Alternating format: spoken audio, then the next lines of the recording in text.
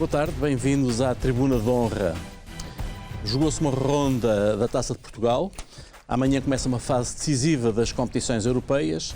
O José Mourinho regressou à Premier League com uma vitória fora e, apesar de tudo isto, há 3 dias que o Flamengo e Jorge Jesus ocupam as manchetes e assambarcam os espaços nobres das televisões.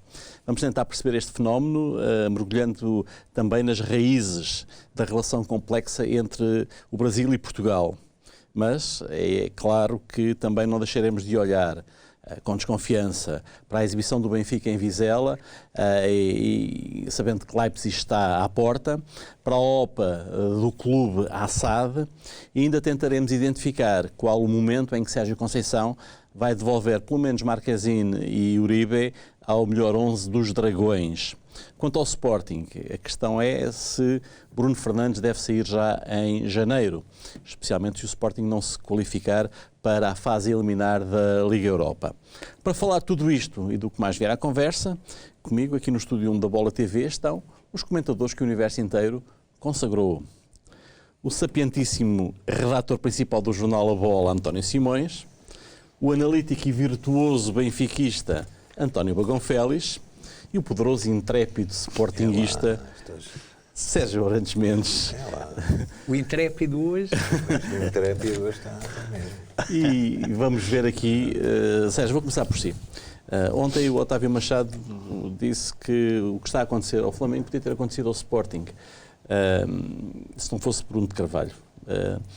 Eu pergunto se há entre os sportinguistas esse sentimento de terem passado ao lado de uma grande oportunidade ou de uma maior oportunidade por causa de lutas internas no Reino do Leão.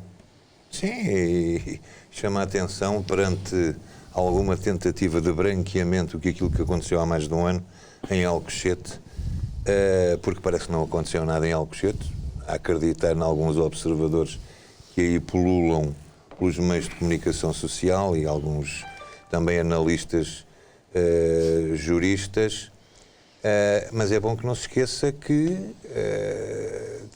Jorge Jesus era o treinador do Sporting Clube de Portugal quando aconteceu a invasão de Alcochete, com todas as consequências que daí resultaram.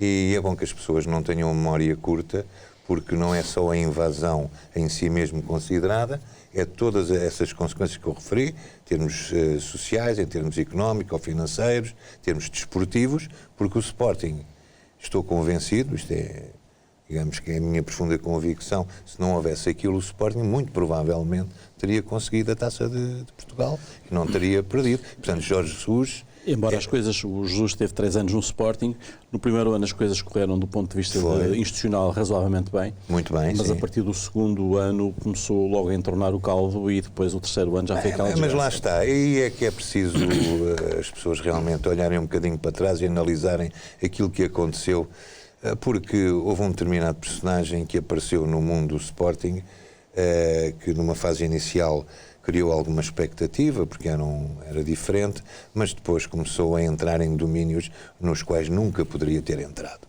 E o José Manel jogou, sabe perfeitamente como é o mundo de futebol, há uma área sagrada. E por várias vezes, eu lembro perfeitamente, escrevi um artigo na Bola, quando foi aquele célebre resultado do Marco Silva, que perdeu em Guimarães, se não me engano, um presidente nunca pode fazer aquilo que o então presidente do Sporting fez, que é entrar no domínio. Depois aconteceu com o Atlético de Madrid. Não, aconteceu antes, na época seguinte, e aí foi, eu já nem sei as vezes que uma aconteceu. clivagem em Chaves.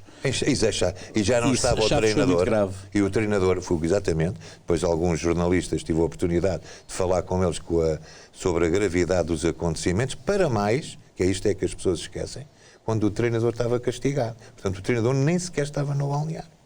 E, portanto, houve todos aqueles factos. Portanto, e as pessoas tendem a esquecer isto. Em nome de quê? Não, a culpa nunca pode morrer solteira. E, na altura, chamou-se a atenção, houve muita gente que meteu a cabeça na areia, grandes sportinguistas, que meteram a cabeça na areia, como a avestruz de faz, e só no final, é que quando as coisas realmente estavam em queda livre, é que decidiram, então, mostrar-se contra o então presidente do Sporting. Portanto, Jorge Jesus, ao fim e ao cabo, como qualquer treinador, pagou por força de todo um clima de instabilidade que não existiu no Flamengo. Porque a gente sabe. Quando existe estabilidade, quando cada pessoa numa determinada organização sabe o lugar que ocupa, seja no desporto, seja na indústria, seja nas artes, seja na justiça, todos nós devemos ter noção do lugar que ocupamos. Agora, quando queremos entrar em domínios que não são os nossos, dá este resultado. Portanto, não me admira o sucesso de Jorge Jesus, não me admira o insucesso de Jorge Jesus no Sporting. António Bagonfeles, eu tenho aqui um António em cima, mas hoje estou rodeado Também por sou Antónios. Três Antónios. Três Antónios, eu não sei se algum de vocês é santo, mas pronto. Santo? Não. Santo António. Parte, seguramente não. Bom, Eu também não. António Bagonfeles, como é que podemos explicar esta overdose de Jorge Jesus na comunicação social? Se calhar o António é que me devia estar a perguntar isso a mim. Acho que já deu uma boa parte da resposta. Mas não. Porque isto é mais do que um resultado positivo de um treinador português no estrangeiro. Sim, e até se nós fizermos a comparação com títulos que treinadores portugueses, em particular José Mourinho, teve na Champions, não digo com o Porto, porque o Porto é um Sim, com o Inter, não é? Mas com o Inter de Milão há de facto uma diferença. A diferença resulta, em primeiro lugar, da junção de Portugal e do Brasil. Claro. Este é o primeiro ponto. Eu apetece-me quase dizer que se em 1500 foi o Pedro Álvares Cabral, português, que descobriu o Brasil, em 2019, finalmente, o Brasil descobriu Portugal, através de Jorge Jesus. Portanto, o que também significa o que é hoje o fenómeno do desporto. E eu fiquei satisfeito, em primeiro lugar, pelo Jorge Jesus, de quem gosto muito. Em segundo lugar... Aliás, estiveram juntos antes dele ir para o Brasil na apresentação. Ele ia no dia seguinte para o Brasil. Ele foi nesse dia para o Brasil. Ele tinha as malas no carro na apresentação do livro de Vítor Serpa. Vítor Serpa, exatamente. E fiquei... portanto, eu acho que o excesso, a overdose, de facto, como referiu, é indiscutível, porque hoje faz tudo muito de repetições e de coisas que, de facto, me custa até perceber como é que tem audiência. Mimetismo mediático. Diga? Mimetismo mediático. Mimetismo mediático, porque a certa altura, eu que gosto muito de Jorge Jesus, que tenho muito orgulho em ser português nas circunstâncias, que até gosto de Flamengo, que é o meu clube no Brasil, eu já não posso ver, por exemplo, esta tarde passei parte em casa e até me ri bastante, porque houve uma homenagem à atribuição do título de cidadão honorário do Rio de Janeiro ao Jorge Jesus. E a cerimónia foi absolutamente burlesca, não é? Porque cerca de 2 horas a discursar, toda a gente e mais alguma. E um canal televisivo durante 3 horas a transmitir. E uma hora. Não, e começou uma hora atrasado, provavelmente por causa do trânsito. Pois, e repare bem, todos os canais, não digo canais dedicados ao desporto, mas todos os canais generalistas de notícias. Estavam todos nessa mas é assim, mas só o fazem porque há um interesse, ou está criado um interesse sim, neste caso eu percebo. O que eu aqui acho é a exageração do exagero. Ao passo que, por exemplo, quando faço o zapping e vejo uma conferência de imprensa de um treinador, seja ele qual for, a ser repetida em todos os canais, não refiro aos dedicados, porque essa obviamente é a sua matéria substantiva, não é? Eu também me pergunto muitas vezes qual é o interesse desta conferência, sobretudo antes dos jogos, em que dizem exatamente sempre as mesmas coisas por palavras diferentes, que vai ser um jogo difícil, que a equipa, mesmo que seja o Vizela ou o Sertanense ou o Canelas, é uma equipa difícil, que... E muito bem. E muito bem. Mas sabe que eu acho que ainda... Falou do Vizela, é muito difícil. Mas sabe que Canelas pode ser o próximo adversário do Benfica. Mas ainda há uma coisa pior do que essa, acho eu, e que está num processo também recorrente de mimetismo, que é, antes dos jogos, a obsessão pela colheita de banalidades não dizer pior, aos adeptos antes de entrar no estádio. Isso é uma coisa. Eu acho que, isso dos treinadores ainda falam de futebol. Antes dos jogos começarem, quer aqui, quer aqui. Isso é uma coisa intragável. Aquela pergunta sacramental. Quem é que acha que vai marcar o gol? E quem é que acha? E acha que vai ganhar? E vai ganhar por quanto? É muita piada porque normalmente os adeptos dizem não, o fulano tal, mas este já cá não joga. Mas eu, concordando convosco, diga. É só mais duas notas. Eu ia só acrescentar aqui um outro olhar à questão. Está bem, mas é só mais duas notas. Uma, achei interessante, agora do ponto de vista até quase sociológico, isso, porque foi um fenómeno dentro de outro fenómeno. Foi o fenómeno de um clube brasileiro a ganhar a Libertadores e também o campeonato, e um fenómeno do Rio de Janeiro dentro do Brasil, não é? Porque o Rio de Janeiro é uma grande metrópole órfã de títulos e até de clubes. Estão quase todos falidos, não é? Claro. O Botafogo, o Fluminense, o Vasco da Gama. A pátria do futebol está em São Paulo e o grande Flamengo em Porto Alegre, Brasil, exatamente. É mesmo isso. Porque, repare, o grande Flamengo tem 6 títulos, não 7 como se diz. 6 títulos. Exato, porque está a tentar ganhar na Secretaria um título que não é deles. Já foi decidido em tribunal que não é. O título de 87, que deu aquela polémica mais ou menos anedótica sobre quem era o campeão do Brasil. Do Brasileirão, não é? Do Brasileirão.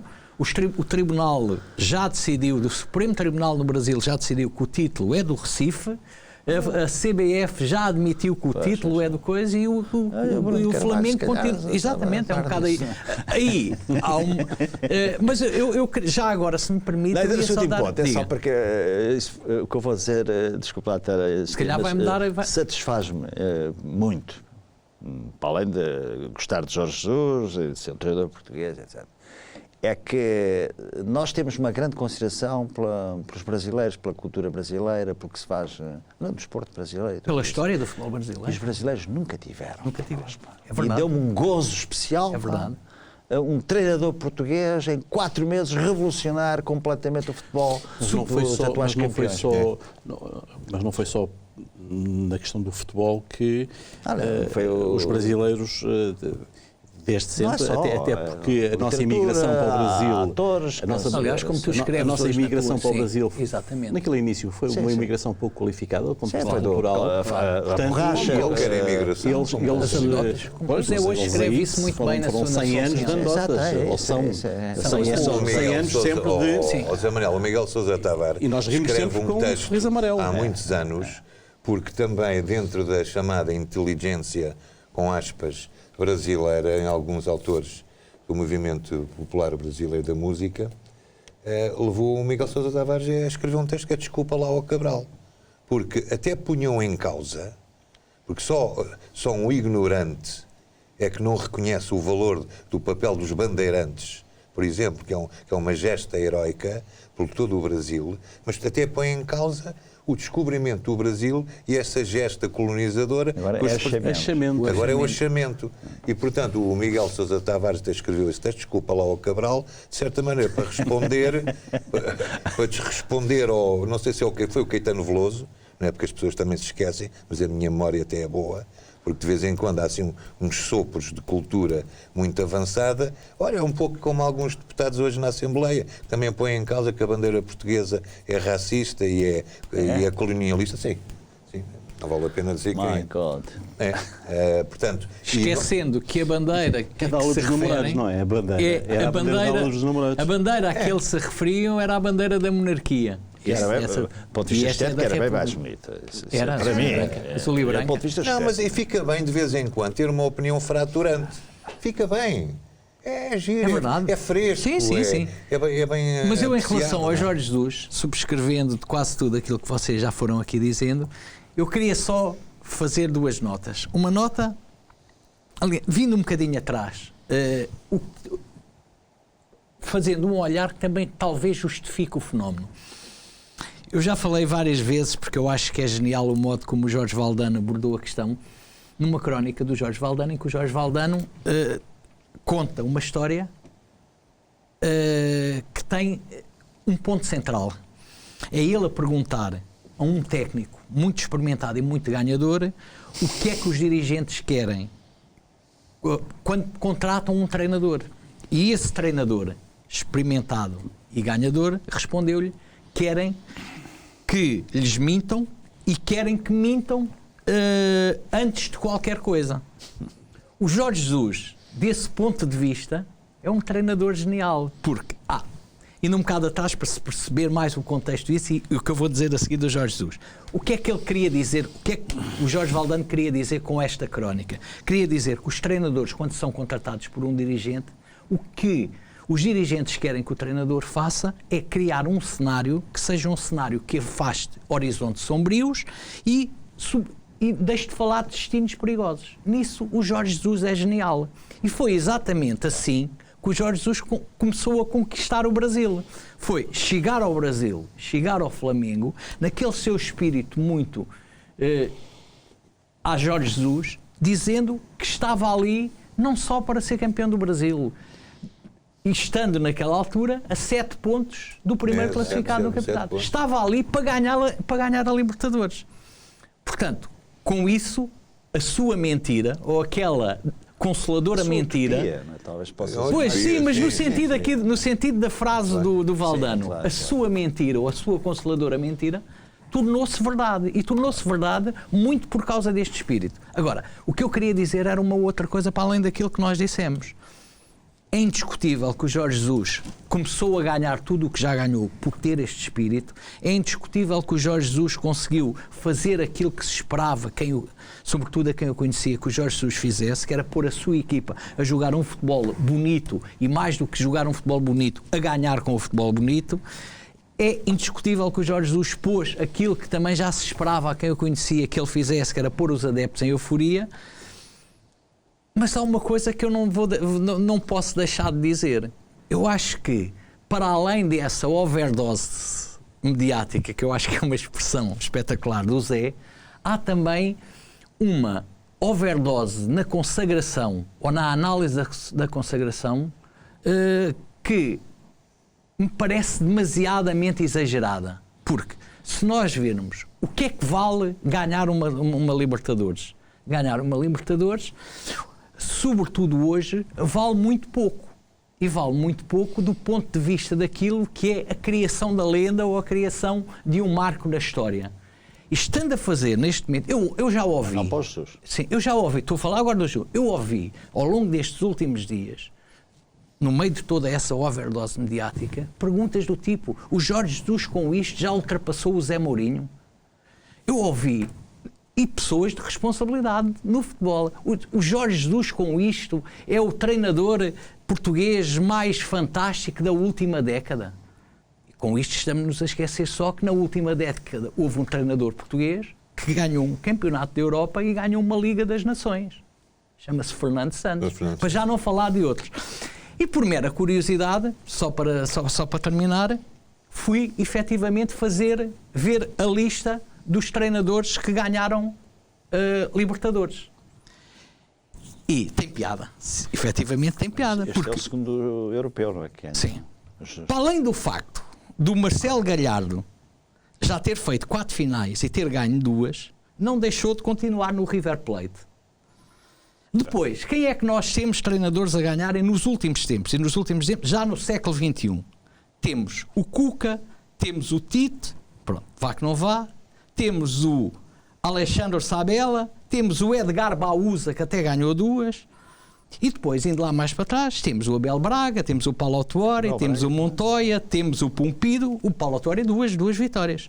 Temos o Ramon Dias, temos o Tele Santana. Estes são nomes que nos dizem alguma coisa. Mas e dizem-nos alguma coisa. Em 2019, atenção. Sim, exatamente. Agora, se formos então lá mais atrás, é que perdemos completamente a noção de quem são eles. São treinadores que não dizem nada, não marcaram nada na história. Depois perdeu uma final da Libertadores. Perdeu uma final da Libertadores. Depois teve o Benfica. Sim, exato, com o Peñarol. Numa das finais mais fantásticas, sobretudo pelo aspecto emotivo da coisa. Depois vamos ver vencedores da Taça UEFA e da Liga Europa.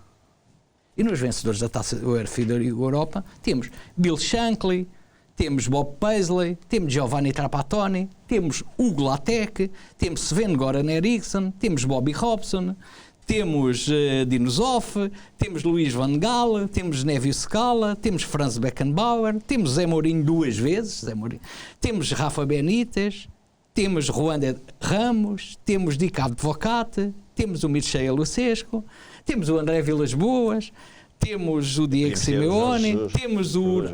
Olhou 2 vezes, foi? Quem? Jorge Jesus. Portanto, logo aqui se percebe que há nos vencedores da UEFA aquilo que não há nos vencedores da Taça, que é marcos históricos, lendas feitas. Bem, na Champions não vale a pena irmos buscar, não é? Claro, mas... Agora, eu acho que muitas vezes este exagero, que eu acho que é cometido por aquilo que o Jorge Jesus desperta em todos nós, uma simpatia pela personagem que o Jorge Jesus representa, acaba por um bocado por desacreditar. Mas há um impacto tremendo no Brasil. É isso que eu ia dizer. Não, Zé, um impacto tremendo no Rio. No Brasil. No Rio. Mais no Rio. Mais no Rio. Mas também é normal. Suponha que o Jorge Jesus ganhava a Libertadores com um clube, treinando um clube da Colômbia. Não era isto. Não. Nem coisa que se parecesse. Não. Isto tem muito a ver com a... Não, por isso sim. Brasil. Por isso é que eu disse que concordava com aquela primeira análise. O que eu agora quis fazer foi um outro olhar para relativizar também Comparar a Libertadores com a Liga Europa. Não, sim. Não, onde... Não, mas